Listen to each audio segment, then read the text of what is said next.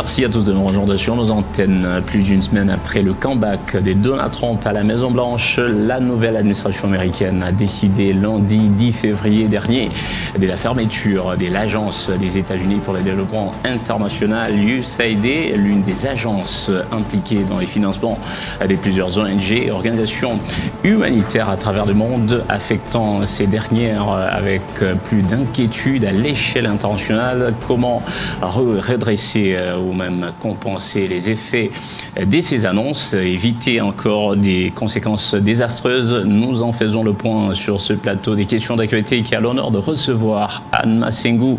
Bienvenue à vous, vous êtes actrice politique et femme leader. Merci d'être avec nous sur ce plateau. Merci Monsieur Billy, bonjour. Bonjour. Avec vous, nous vous souhaitons une nouvelle année meilleure, parce que c'est la première émission depuis 2025. Exactement, merci beaucoup. Et je profite aussi pour souhaiter toutes mes condoléances à toute l'équipe de Malaika avec le décès de l'honorable Nazem. Vraiment, c'était une personnalité pour la ville qui a laissé vraiment des traces. En tout cas, nous présentons toutes nos condoléances à l'équipe Malaika. Voilà, merci et paix à son âme. Voilà, avec vous, je venais de le dire à l'entame, il y a eu l'annonce de la nouvelle administration américaine après le retour de Donald Trump à la Maison-Blanche. L'administration américaine qui a décidé de la fermeture de l'agence des États-Unis pour le développement international. Il s'agit d'un des grands bailleurs des fonds pour les organisations humanitaires à travers le monde et des ONG. Alors cette annonce semble mettre à rude épreuve les efforts humanitaires avec autant d'inquiétudes suscitées. Comment avez-vous accueilli cette annonce en tant qu'observatrice, mais aussi comment compenser ces effets de ces annonces? En fait, c'était vraiment la dernière nouvelle qu'on pouvait attendre en fait, pour tout ce qui concerne le côté humanitaire. Avec tout ce qui se vit sur la planète, on a des situations de crise dans pratiquement tous les pays, ou presque, on va le dire.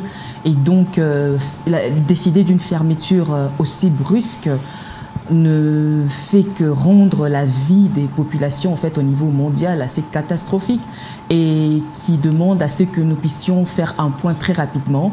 Nous puissions réfléchir pour premièrement sortir de là le plus tôt possible, trouver des solutions, des voies et moyens afin que les dégâts ne soient pas très sérieux, et voir ensuite pour la suite comment évoluer au fait et trouver des solutions. Ok, nous sommes dans un contexte où il y a prolifération des conflits à travers la planète, dans différentes zones, différentes conurbations, et ça crée beaucoup de besoins d'aide humanitaire en urgence pour des personnes déplacées, des personnes démunies en général, qui ont besoin de ces aides. Mais ici, il y a cette annonce des ruptures de ce grand bailleur de fonds qui soutenait les économies des ONG et des organisations humanitaires et qui, à leur tour, avaient même contracté des dettes. Comment apurer ces dettes et comment répondre à tous ces besoins d'aide humanitaire en urgence en RDC et ailleurs? Aujourd'hui, à ce point, c'est vrai qu'il y a certaines organisations qui se mettent debout pour essayer de faire réfléchir à au gouvernement américain pour retourner sur la décision. Mais en entendant, les solutions à prendre en fait, devraient venir des différents gouvernements des pays touchés. Et donc, plus précisément pour notre pays, moi je pense aujourd'hui nous devons voir, en fait, le gouvernement doit se lever et trouver des voies et moyens pour soutenir ces organisations. Ça veut dire que des budgets doivent être revus, des priorités doivent être revues. Et donc, il y a certaines priorités qui doivent, en principe, comme par exemple les infrastructures.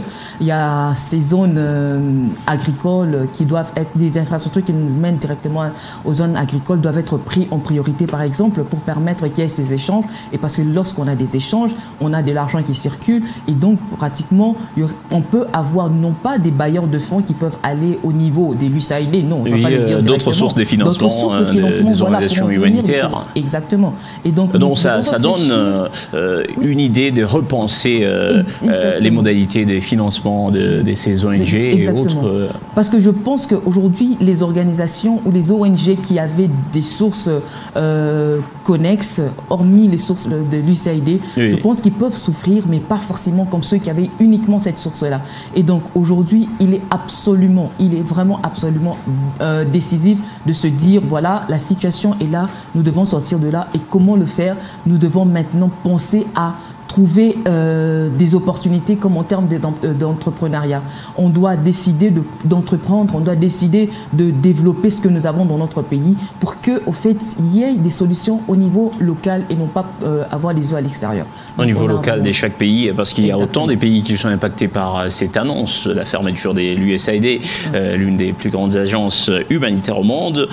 Ici, la grande question, est-ce qu'il y aurait une rupture, une crise des confiances entre ce bailleur de fonds et les organisations financées en termes des résultats sur le terrain? Moi, je ne pense pas que ça soit forcément à ce point de vue-là qu'ils ont pris la décision de fermer. Je pense que c'est peut-être une stratégie en interne de se dire, voilà, nous avons des capitaux, nous devons nous occuper premièrement de nos citoyens. Les Américains veulent s'occuper des leurs.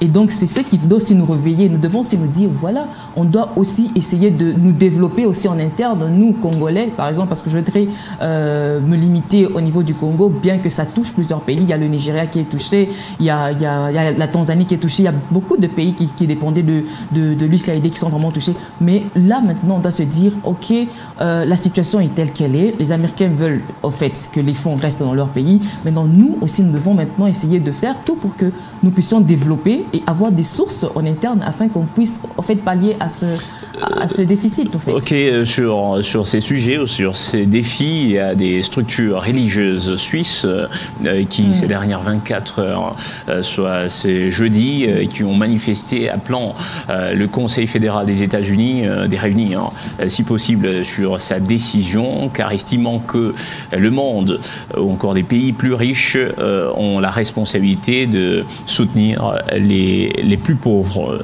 Comment vous trouvez cet appel? J'apprécie la démarche. La démarche, elle est très claire, elle est bien. Ils peuvent aller avec jusqu'au bout, bien sûr, pour avoir une largesse peut-être au niveau des délais, parce qu'en fait fermer sans préavis c'était vraiment un crime, on va le dire comme ça, parce que les résultats, parce que vous voyez la plupart du temps, au fait, quand on essaie d'examiner cette réalité et en mettant plus en avant les ONG, on n'arrive pas à ressentir au fait la gravité de la situation. Mais lorsque nous pensons au consommateur final, lorsqu'on pense à cet enfant qui est dans une zone...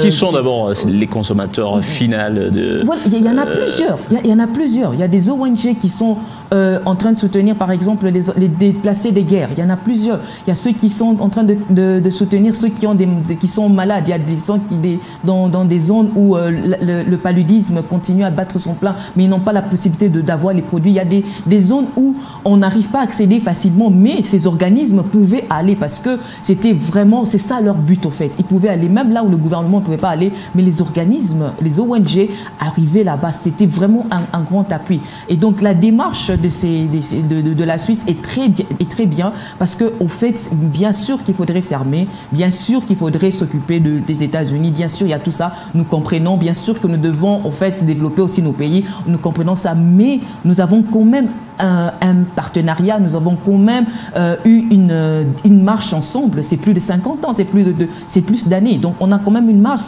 et finaliser juste comme ça, c'est vraiment pas correct. Alors donc ce qu'il faut faire, on encourage en fait cette démarche d'essayer d'avoir ne fût-ce qu'un plan et permettre à ce que les ONG, après ça, puissent remettre, comme on disait, il y a plusieurs qui sont endettés aujourd'hui. Mais comment ils font pour remettre? Parce que même si le gouvernement doit les aider, mais pour rembourser ces dettes. Et comment apurer ces dettes? Voilà, il y a ça. Bien, on peut pas demander à ces banques commerciales qui vivent aussi de ces intérêts de laisser toutes ces dettes parce que l'USAID a fermé.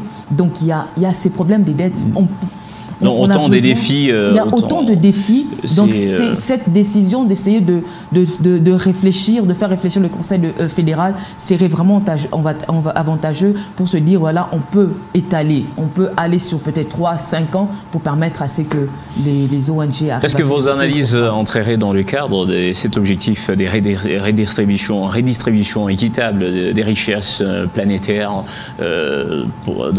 alors qui astreint certains pays certains pays riches à piller des pays pauvres ou les pauvres sur la planète? Exactement. En fait, je pense qu'en étant des pays riches, ils sont en train d'utiliser, je peux aller même au niveau de tout ce qui est sur le climat, par exemple. En étant des pays riches, ils utilisent plus de véhicules, il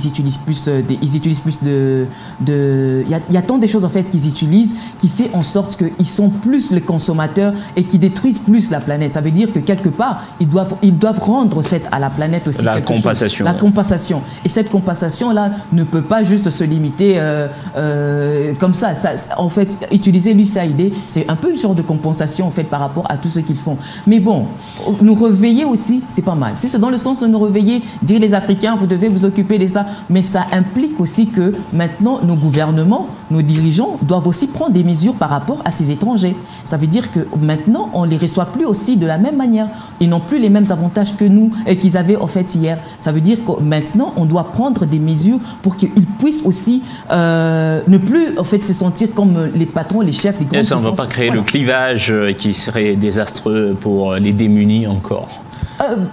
Pas forcément. Donc ça veut dire quelque part, si nous arrivons à imposer un style de vie, si nous arrivons à imposer, à les traiter au fait de la manière dont ils veulent nous traiter aussi, ça veut dire qu'on pourra aussi récupérer certains emplois. C'est comme ça que j'ai beaucoup aimé un exemple qu'ils avaient donné. Ils disaient, à l'époque, par exemple, on pouvait voir que le directeur habite sur telle avenue, il a des sentinelles, il a tel personnel, mais aujourd'hui, tous les responsables sont dans des camps. Ils sont dans des camps, surtout les miniers. Donc ça veut dire que l'argent même du pays repart à l'étranger. Mais si le gouvernement peut aussi serrer à ses points de vue, je pense qu'on ne va pas du coup sur une année, 2 ans finir le problème du chômage, mais quand même il y aura cette possibilité de changer les choses, je pense. C'était vos solutions, vos propositions à la fois pour faire pièce aux conséquences néfastes de ces annonces prises ou ces annonces rendues publiques par le département d'État américain sur les aides humanitaires. Il s'agit là des enjeux humanitaires qui étaient au cœur de ce décryptage. Anne Massengou, je rappelle, vous êtes femme leader et actrice politique. Merci d'avoir été avec nous sur ce plateau. Je vous remercie. Merci beaucoup, c'était un plaisir. Merci mesdames, messieurs, d'avoir été des nôtres. Les programmes se poursuivent sur nos antennes. Au revoir et à demain.